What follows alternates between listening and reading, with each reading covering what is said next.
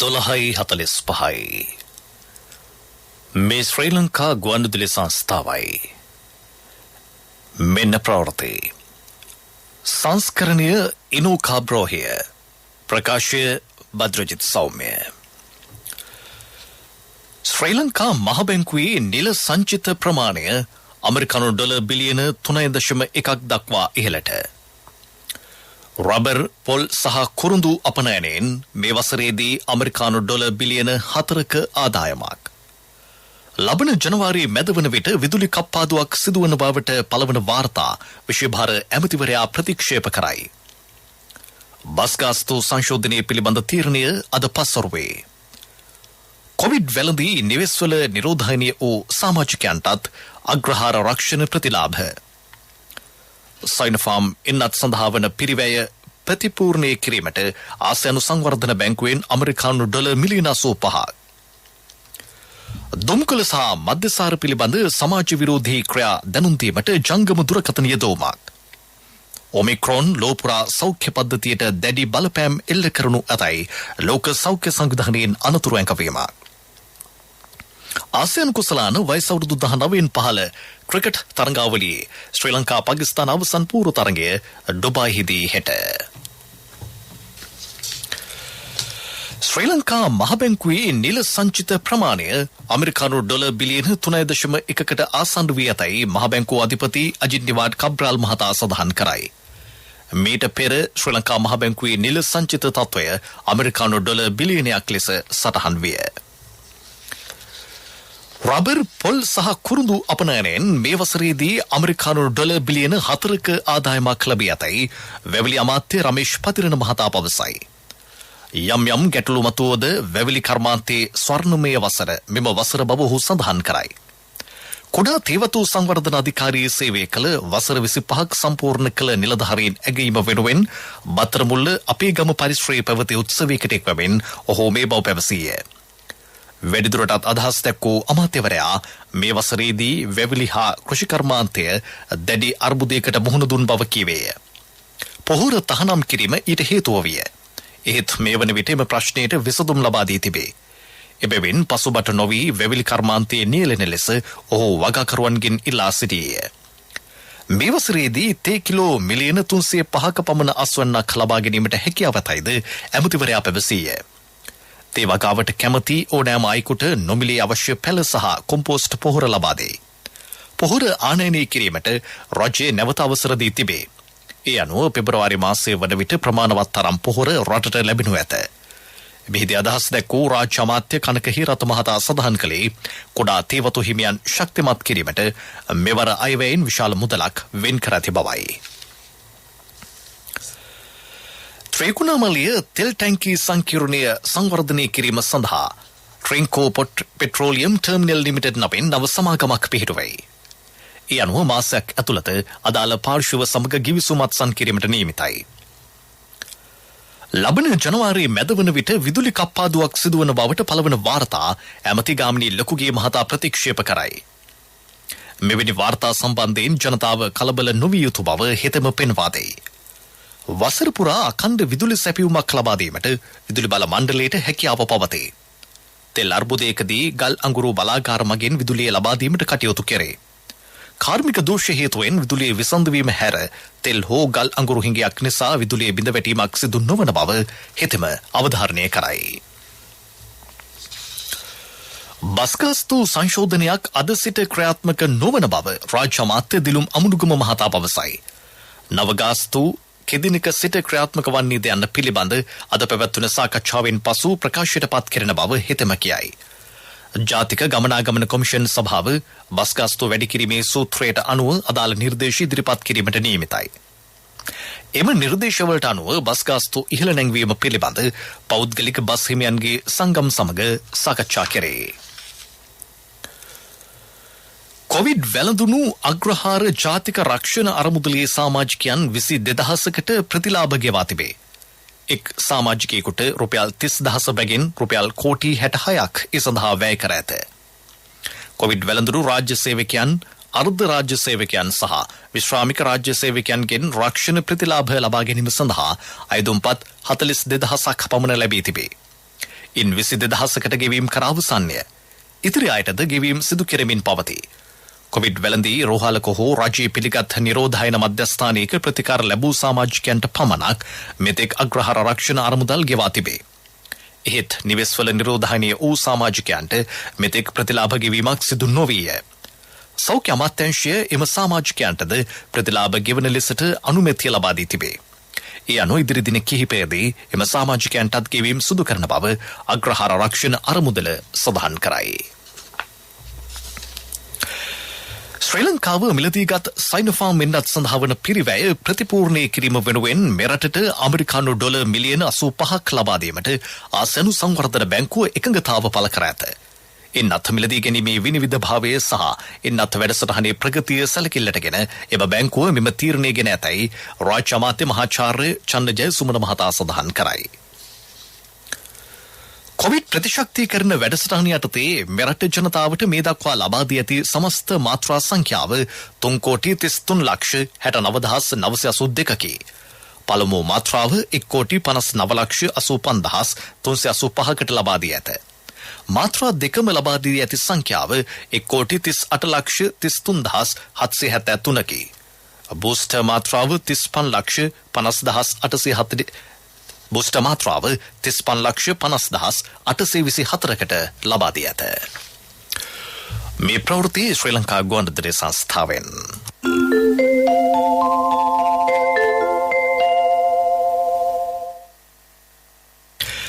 දුම්වැටි දුම්කොළ හා මධ්‍යසාර සම්බන්ධව සිදුවන සමාජ විරෝධී ක්‍රියා පිළිබඳ දුම්කොළ සහ මධ්‍යසාර පිළිබඳ ජාතික අධිකාරිය දැනුවත් කිරීමේ අවස්ථාව මහජනතාවට හිමි වේ.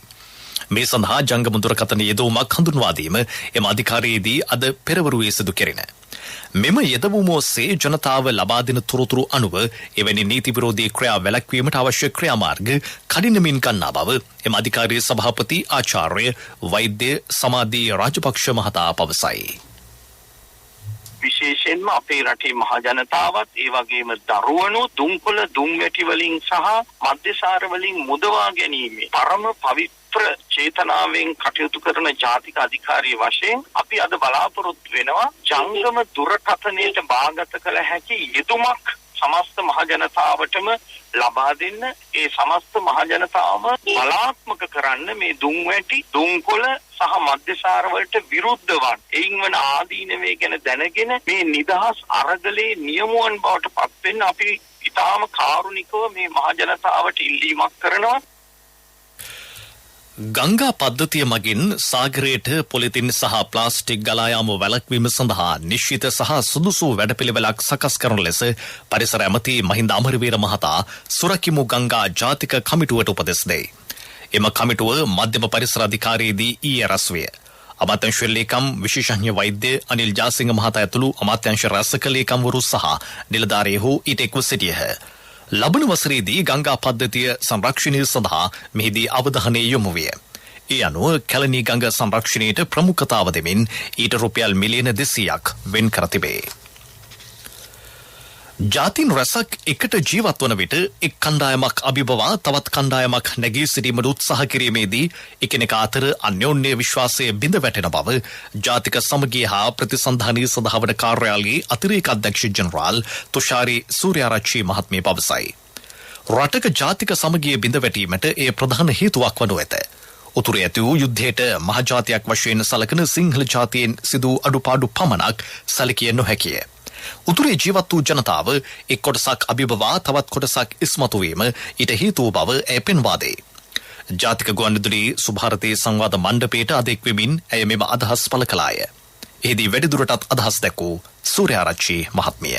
අපේ රට තුල වෙන අභ්‍යන්තර පොඩි දෙයක් ඒක ජාතික සමගියට ප්‍රශ්නයක් වෙලා කියලා මහා ලොකුවට ගිහිල්ලා ජාත්‍යන්තරයට පෙන්නනවා. ඒක අපි පොදුවේ හිතන්නේ නැහැ. අපි කවුරුත් හිතන්නේ අපේ පටු අරමුණ වෙනුවෙන්. ඒ පටු අරමුණකට තමයි කවුරු හරි මේ ජිනීවා වලට ගිහිල්ලා මානව හිමිකම් ගැන කතා කරන්නේ. ලංකාව තුල මෙහෙම තියෙනවා. මෙහෙම පාලනයක් තියෙනවා. ඒ කිව්වහම මේගොල්ලෝ දන්නේ නැහැ ශ්‍රී ලාංකික පුරවැසියෝ වශයෙන් හැල්ලුවටපත් වෙන්නේ අපේ රට කියලා. අපේ රටට තමයි විදේශීයන් සහ ජාත්‍යන්තරයේ යම් යම් සම්බාධක පනවන්නේ කියලා. ඒක නිසා ඇත්තටම මේ වෙලාවේ දේශපාලන නායකයන්ටත් අවශ්‍යතාවය තියෙනවා අපේ රට තුල දැඩි ලෙස ජාතික සමගිය සංහිඳියාව ඇති කරන්න. පොළොන්නරුව සෙවණපිටිය ප්‍රදේශයේ අභිනවයෙන් නිදි කළ චෛත්‍යරාජනන් වහන්සේ සංඝ සතු කර පූජා කිරීම අද පස්වරුවේ සිදු කෙරේ. පන්නල ප්‍රදේශයේ සදහැවතුන් පිරිසක් මෙම පුණ්‍ය කර්මයට දායක වූහ. මීළඟට ප්‍රමුඛ පුවත. ප්‍රමුඛ පුවත ඔබ වෙත ගෙනෙන්නේ සෑම ගෙදරකම සිටිය යුතු වෙද මහත්මයා සිද්ධාලේප. ප්‍රාථමික සෞඛ්‍ය සේවා පද්ධතිය සවිබල ගැන්වීම අත්‍යවශ්‍ය කරුණක් බව ඇමති කෙහෙලිය රම්පුක්වැල්ල මහතා පවසයි. එම වැඩපිළිවෙල ක්‍රමවත්ව විද්‍යාත්මක පදනමක් ඔස්සේ ක්‍රියාත්මක විය යුතුය. සෞඛ්‍ය අමාත්‍යාංශයේ පැවති සාකච්ඡාවකට එක්වෙමින් ඔහු මේ බව සඳහන් කළේය. ප්‍රාථමික සෞඛ්‍ය සේවා පද්ධතිය සවිබල ගැන්වීමේදී සිදුවිය යුතු වෙනස්කම් හඳුනා ගැනීම සඳහා සමාලෝචනයක් සකස් කරන ලෙස එහිදී ඇමතිවරයා නිලධාරීන්ට උපදෙස් දුන්නේය. ප්‍රමුඛතම පුවත ඔබ වෙත ගෙන ආවේ සිද්ධාලේප ලක්පියාව. ශක්ති හඬ අවධානය පිණිසයි.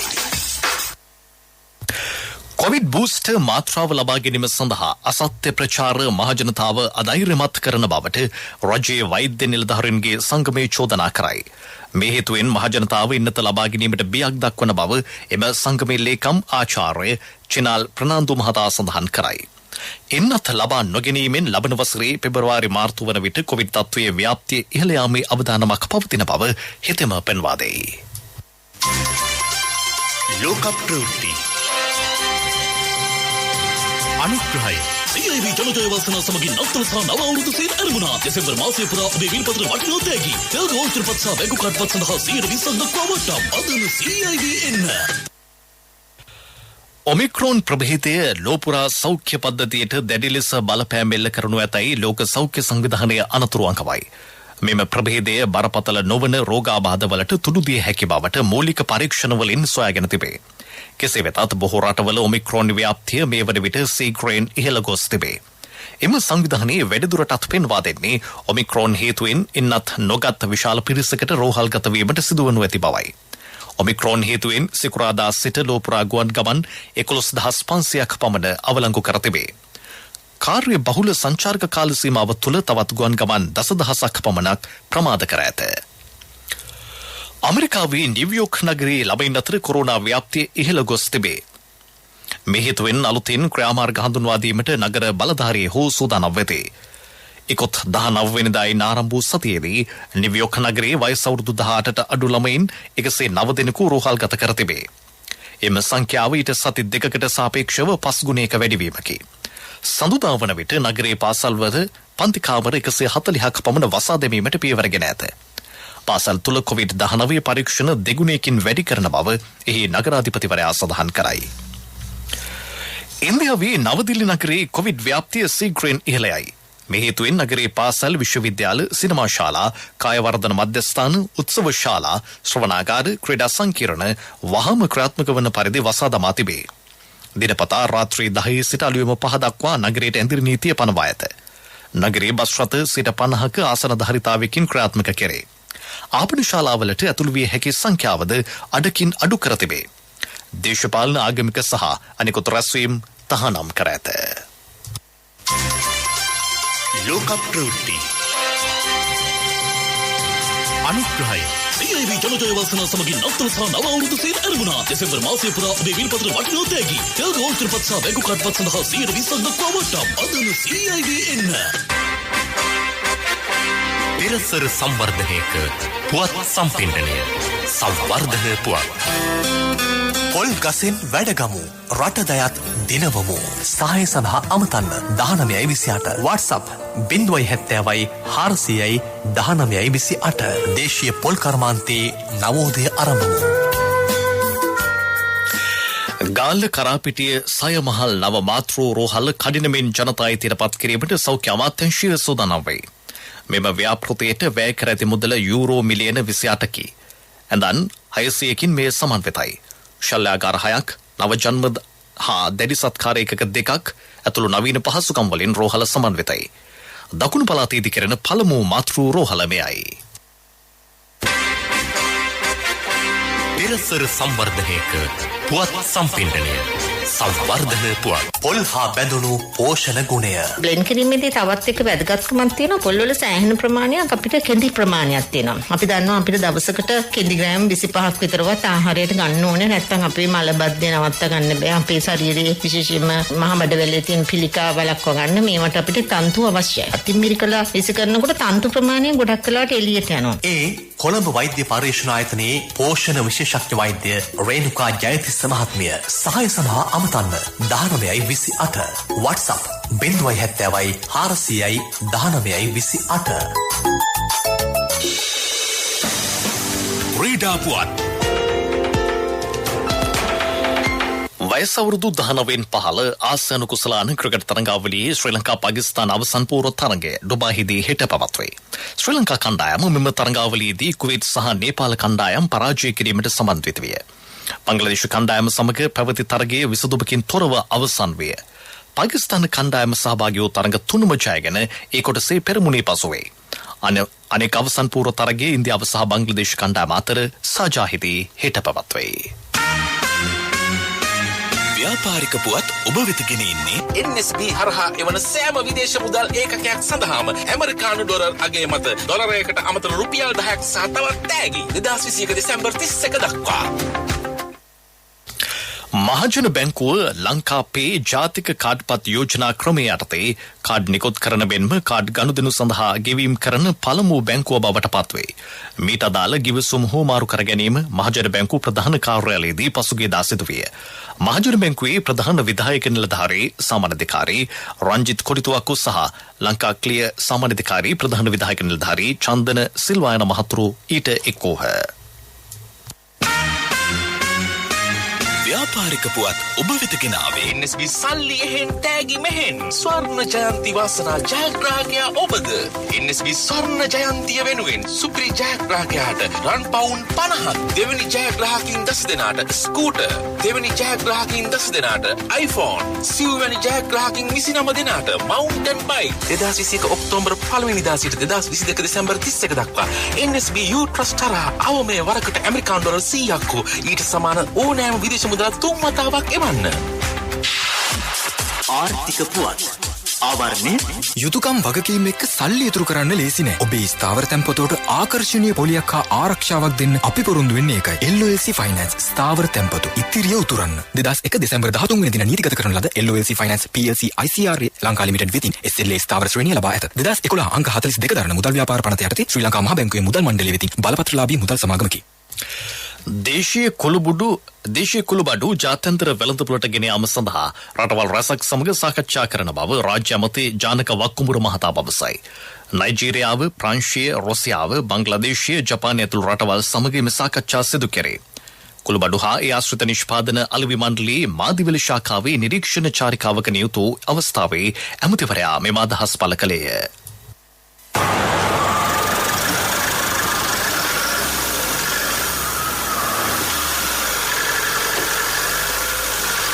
සුනිල් අයියා අලුත් ලොරියකුත් අරගෙන හරි ගියින් වගේ.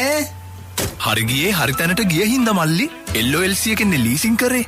මාත් හරියන්න කියලා හරි තැනටම යන්න ඕනේ. LOLC Finance හරියන්න හරිම තැන. වැඩි විස්තර සඳහා 0115 715 555 අමතන්න.